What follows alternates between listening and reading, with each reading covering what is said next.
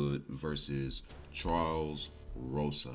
I want to start this off by just making it clear. I'm going for Nathaniel Wood.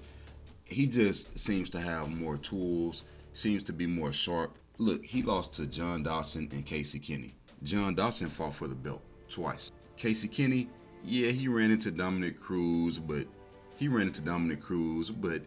hey, he's one of those guys who was kind of up there himself. He was on a 3-fight win streak before losing to Dominic Cruz. So, and he lost a split decision to Yadong Song, who is fighting Corey Sandhagen.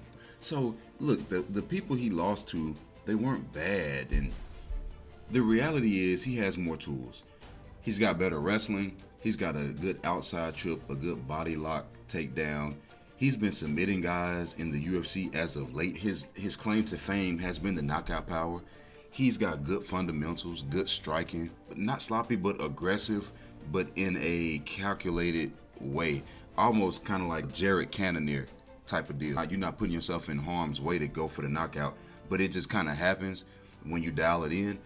And then you have Charles Rosa, who's kind of a little bit good everywhere, but not necessarily great. I mean, you see he's got 8 submissions out of his 14 wins, but the wrestling isn't just all there. Like, it's not consistent enough.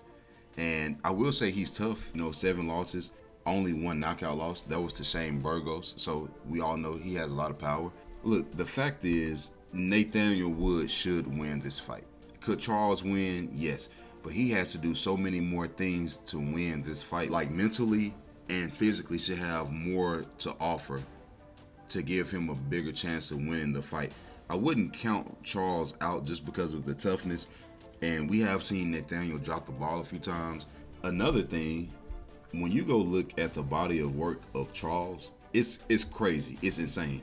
Now, TJ Brown and Damon Jackson, obviously nothing to really write home. They're like mid-tier guys. They're much better than the regional and local guys, but they can only win at a certain level at the UFC, right? At a certain lower tier of the UFC, they can do some things.